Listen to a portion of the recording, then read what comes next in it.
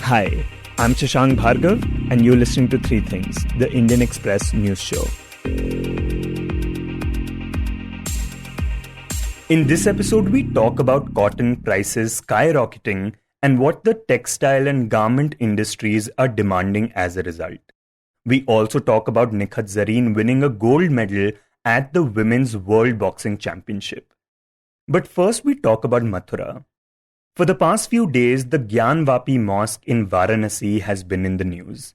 A major controversy in the matter erupted after a videographic survey, which was ordered by a local court, made claims that a shivling was found inside the complex of the mosque. This made headlines because for years people have been claiming that the Mughal Emperor Aurangzeb built the mosque after demolishing the original Kashi Vishwanath temple. Plus, on Thursday, the survey also found debris of old temples and Hindu motifs on pillars inside the mosque. Now, on that same day, another major development happened, which concerns another mosque which was also constructed during the reign of Aurangzeb, but in a different part of the country. This is the Shahi Eidgah Mosque in Mathura. This mosque, which was built after demolishing a temple, is situated right next to the Krishna Janmabhoomi, the place where people believe Lord Krishna was born. On Thursday, a district judge in Mathura allowed the reopening of a lawsuit regarding the ownership of land where the mosque lies, and which petitioners claim belongs to Lord Sri Krishna, and so they want the mosque to be demolished. In this segment, Indian Express's Apurva Vishwanath, who writes on law for the paper, joins us to talk about it. Apurva, the Shahi Eidgah Mosque has been there for years, and so has the Krishna Janmabhoomi, obviously. So why is this matter being looked into now? So following the 2019 Ayodhya verdict, there were a lot of calls about Mathura and Kashi being next. So after that, I think in 2020, there were a bunch of petitions filed by lawyers, interestingly, not from Mathura, but lawyers from Lucknow and Delhi in the Mathura district court. And they question the ownership of this land in which the Shahi Eidgah is also built. And they say that there is a 13.37 acre land which is owned by the temple, and the Eidgah is in that land, and that the Eidgah should be removed from there and that land should be returned to the temple.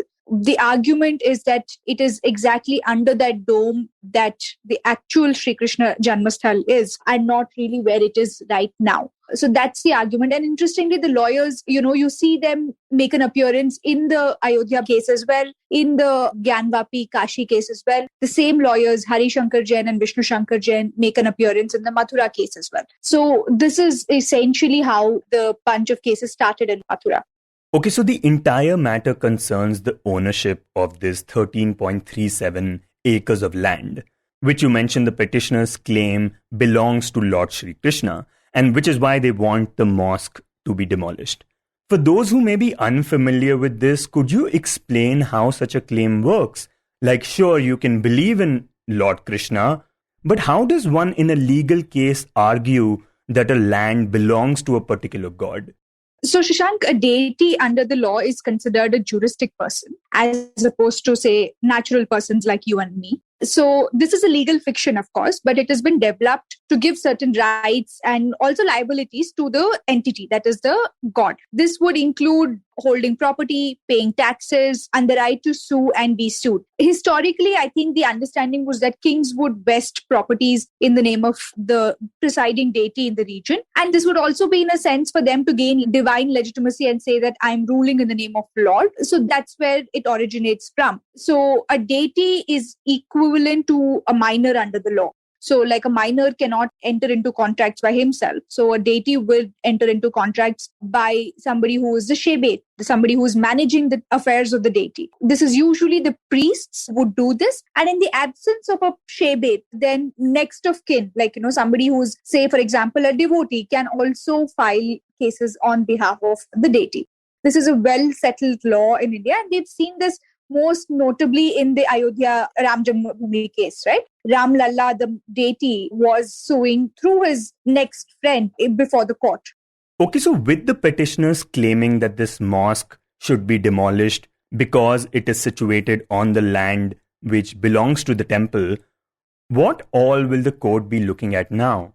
So the 13.37 acre land in dispute is actually something that dates back to the 50s. It is said that J.K. Birla bought this land from the descendants of the ruler of Varanasi and then established a trust in the name of Madan Mohan Malviya and other people. And this Katra Keshav Dev temple, the premises on that complex, came to be vested in that temple. But what happens after that is there is a trust and there is a temple in that premises, and the construction of a new temple is being planned. But there are sort of Muslim hutmans in the area. The Eidgah still exists. So, there was a lot of issues about who occupies which land. So in 1968, both the parties, that is the temple trust and the Eidgah, sort of entered into a compromise. And in this compromise, the Eidgah ensured that all the hutments and settlements that were in the complex were vacated, and all of that land was sort of handed over to the temple, and new construction began. I mean, in fact, it is only in the early 80s that you see the new temple complex as we see it now was constructed. So a lot of locals in Mathura have seen this happen in their lifetimes. So the court now will have to look into essentially revenue records to trace back that 13.77 acres of land, draw sort of boundaries to it, because where exactly does it start and end? And then also verify whether this 1968 compromise agreement that was decreed and registered would still stand, because there are private petitioners who've been claiming that this 1968 compromise agreement is fraudulent and that the temple management authority had no right to enter into such an agreement with the Eidgah. Right, and Apurva, you were there in Mathura when the district judge allowed this lawsuit to be reopened. What was the mood like at the court when that happened? I mean, this was just a very short, maybe less than a minute order that the judge came in and said that the plea is allowed. But immediately you had sort of jubilation from the lawyers on one side who came out, and there were slogans of Jai Shri Krishna. But if you see what's happening in Mathura otherwise, this is essentially a fight as of now that is being, fought by lawyers from outside. So there are few local lawyers who've joined in, but that's not a huge number. So everybody is wondering what happens next. But as opposed to, say, even in Ayodhya, there are no tensions in the city. Everybody's made peace with the way things have been in the last, for that matter, 400 years. There is the Eidgah, which has its own entrance, and almost a kilometer away is the entrance to the temple. It's clearly demarcated, the masjid side and the mandir side of the town center where you enter from. And they're careful to not cross each other's paths as well. So many people I spoke to who've seen all of this play out in front of them, right? They fear that this could be leading in the footsteps of what happened in Ayodhya post the 90s. And that is the dread that is in the city that you can palpably see. And even though things have been peaceful between Hindus and Muslims for some time there, is there a fear that all this could lead to communal tensions? Jishank, in a sense, there are very few who want to think about what happens next. But there is underneath that camaraderie that you see between the two communities, the co-dependency and living together, there is obviously a sense of fear. So last year on 6th of December, which is the Babri Demolition Day, there was heightened security in the city. And despite that, there was some objectionable sloganeering that happened, and that did create a charged environment. Of course, those who were raising those provocative slogans were arrested at the end of the day, but it still crept in a little bit of fear in the minds of people who live there. So there are whispers about how long this peace will hold up, and of course, on what happens next. And next we talk about cotton. After lemon and wheat, the prices of cotton have also skyrocketed. Since the past year, cotton prices in India have nearly doubled. And in response to this price rise, the textile and garment industries are demanding that cotton exports should be banned. To talk about how justified this demand is, we are joined by Indian Express's Rural Affairs editor Harish Damodaran. And he begins by telling us the reason why cotton prices have become so high. See, I would say there are three reasons. The first thing is, of course, international prices going up.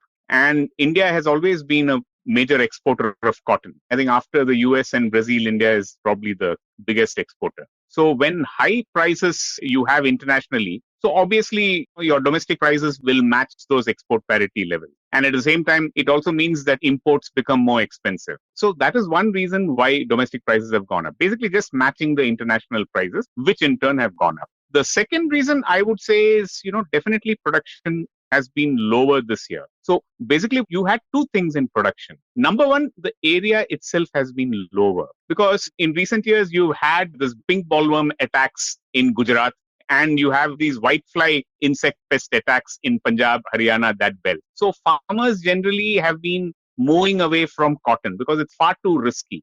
And then secondly, what has happened is you had a lot of rains in December and January, unseasonal rains, because of which the yields fell, the quality fell, and that kind of thing happened. So as I said, the second reason for prices going up has been production has been lower. The first one was because international prices have been higher. And the third reason is this has been the year of recovery.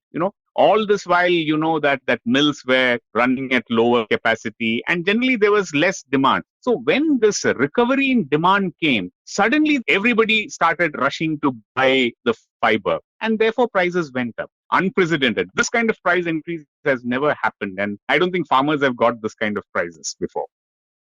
Right, so international prices going up, production being low, and the increase in demand. All these have led to an increase in the price of cotton. And plus, we know that because crude oil prices have been high as well, that has also affected the price of cotton. And now textile and garment industries are demanding a ban on the export of cotton to help bring the price down. Is that demand justified? See, that in any industry, the output of one industry is the input of some other industry. Okay. So here we need to look at the entire cotton value chain. It starts with the farmer producing cotton, the fiber. Actually, the farmer produces kapas, which is basically raw unginned cotton. So you produce the cotton fiber. That cotton fiber is then spun into yarn by textile mills. Then from the yarn, you either knit the yarn or you weave the yarn. So then you get garments, etc. Harish says that when prices go up, mill owners could say we need to ban cotton export. But the mills themselves are exporting cotton yarn. And similarly, the garment industry could also demand that cotton yarn export should be banned. And all this can get very complicated. Now, how do you say that this should be banned, but the other one should not be banned? And the problem in the case of India is we export all the three. We export cotton, we export yarn, and we export garments also. And sometimes it's very interesting. I think India's largest buyer of cotton is Bangladesh.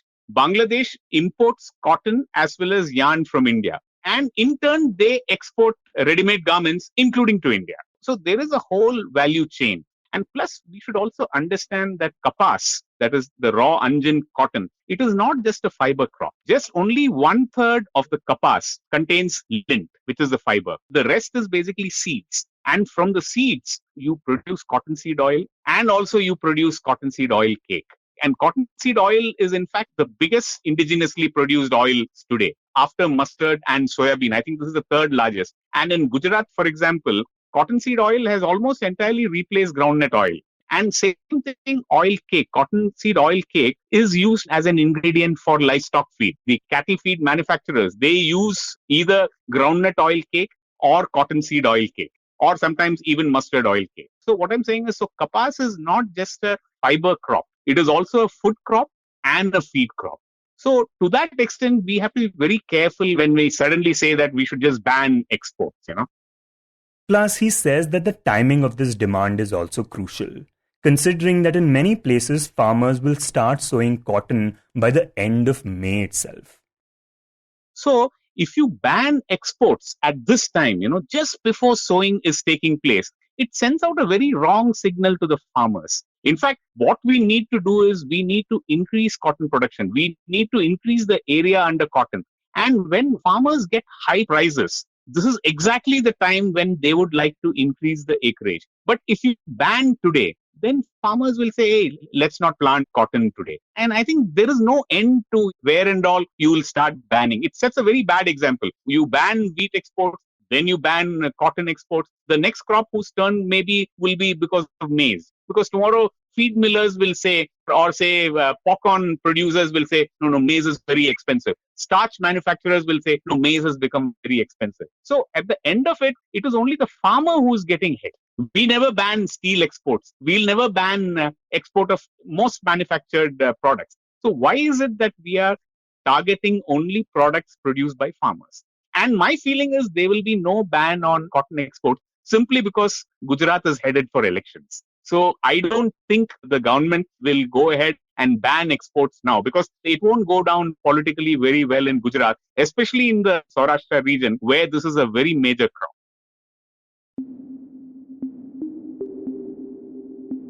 And in the end, we talk about boxer Nikhat Zareen. Last week, Zareen won a gold medal at the Women's World Boxing Championship in the flyweight 52 kg division. By clinching this medal, she became the fifth Indian to be crowned a world champion. For a long time, Zareen seemed to be under the shadow of the Olympic medalist Mary Kom, one of India's foremost boxers. But with this win, she appears to have come out from under it. In this segment, we speak to Indian Express's Nitin Sharma about it. So Nitin, why don't you begin by talking about what led to Zareen winning this medal? I mean, what has her journey been like? The journey has been like, she also said, ki der lagi par durust aaye. So it has been long since she won the World Youth title in 2011. But it has not been easy also because at such a age, she's 25, she was not getting many chances at the international circuit. When she made the transition to the senior level, she won a couple of medals in the international meets in 2016 or 17. She won the national title in 16 at Hardwar. But then she suffered a shoulder injury and then she again had to go to a rehab. That phase was important for her because she was making a transition just from the junior level or youth level to the senior level. So that took time, and then she did get some chances at the international level in some random meets like in European countries, or she competed in 2019 in some competitions where she won the gold. But the main thing was because in flyweight Mary Kom was competing, so either she would face the trials or she would be defeated by Mary Kom, or she would lose early in the trials. Even in the Tokyo Olympics qualifiers, the trials which she had urged to the federation and she wrote to the sports ministry to conduct the trials, eventually she lost the trials to Mary. So this medal has come like after a lot of struggle for her. Okay, so you mentioned her being under the shadow of Mary Kom, her suffering a shoulder injury in 2017, which meant that she was out of the national camp for a year. But in the last 2 years, she's also had a couple of wins. Could you talk about those a bit? So during the last 2 years, she won the bronze medal in a boxing tournament in Turkey, where she had scored wins over former light flyweight world champion Ekaterina Tirana of Russia and two-time former light flyweight world champion Nazim of Kazakhstan, where she lost against eventual Tokyo Olympic silver medalist Husnaz Kekiroglu of Turkey. But this year, she won against Kekiroglu, who is a Tokyo Olympic silver medalist, in the Stranja Memorial in March this year. And before she won over former world championship medalist Tatiana Kob in the final to win the gold in Stranja Memorial. So she had some big wins coming into this World Championships, even though Kakirogolu and the Rio Olympics silver medalist Valencia of Colombia, they were competing in 50 kg. So she has some dominating wins in this flyweight category in the last 2 years. And Nitin, now of course she has become a world champion and everyone is proud of her. But if we were to talk about her joining the sport, I think her parents weren't all that comfortable with it, right? They did have some concerns. No, the parents were very comfortable. Like her father worked as a sales assistant in Saudi Arabia. He was very comfortable. It was just like, because normally in India, people associate boxing with a tough sport. Even the women boxing, the girls have to wear a waist and shorts. So one of the hindrances is that, people will say to them like, ladki shorts pen ke khelegi ya vest pen ke khelegi. Or things like her face would get spoiled, like her mother would. Obviously, in Indian society, like mothers are worried about their daughters getting their face hit or spoiled. But one of her uncles, he's a boxing coach. His two sons are international boxers. So the only struggle which her family had to make was like her father had to come back from Saudi Arabia to India, back to Nizamabad, where he would take her to the training ground. First, he let her choose athletics, but due to the lack of the tracks, their synthetic track, she shifted to boxing. That's what she tells us, that she asked her father, like, ladkiyan kyun nahi khelti? And her father's reply was, because log samajhte hain ladkiyan kamzor hai. He never stopped her to opt for boxing. Like, he encouraged her when she got enrolled at the Sai Center at Nizamabad. He would drop her or he would pick her up, managing his work, later in the day. But she had to face hurdles in the society. Even nowadays, the girls have to face the society. First question is, obviously the costume, and the other thing is injuries. Your face gets hits, your eyes get swollen, sometimes your nose bleeds, or you get a knocked out. There have been instances of male boxers facing concussion in the boxing ring. So there are many hurdles for a girl. And when Nikhat started, there were very many less girls. So most of the girls would train with boys because one or two girls would be in the boxing academies. It made her strong also. Like she mentioned that training with boys worked in her favor. They were much stronger. It helped her to fight tougher opponents. And now we understand that she obviously has the Paris Olympics in mind, which are going to take place in 2024. And this time, new weight categories have been introduced. 50, 54, 57, 60, and 75 are all new categories. So what kind of challenges will come in the way of her getting an Olympic medal? The main challenge will be the thing that both are new weights, 50 kg and 54. And there will be a challenge from Indian rest of the contenders also. We have seen boxers like Anamika or other boxers competing. Manisha won in bronze 57. Suppose if Manisha doesn't get a place in the qualifier for Olympics in 57, she might drop to 54. So one of the main challenges is, which Nikhat said, that she will opt to drop the weight, because if she goes up, then she will face much bigger boxer, which is a challenge because those boxers are comfortable at their own weight, 54, 55, 56. Nikhat's original weight is 50, 51 and a half. So she will like to go down to 50. I guess the Commonwealth and the Asian Games will help her to gauge the fact that whether she is comfortable in 50 kg or 54 kg, or she needs to add weight or drop weight for Olympics. So in Asian Games, I guess she will take part in 51. But technically, the coaches said she needs to add more stamina. She needs to add more speed if she has to go up in the weight categories. And also she has to, like, her left hook and her counter punches are very good because of her movement in 51 kg.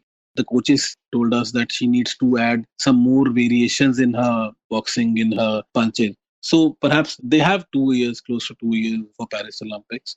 And she will mature also. She's understanding. She has said that after injury, she has got more mature. And winning this world title, even if it's not Olympic category, it will help her confidence. But to Paris is a bit far, I would say. Like, she has to work very hard for that.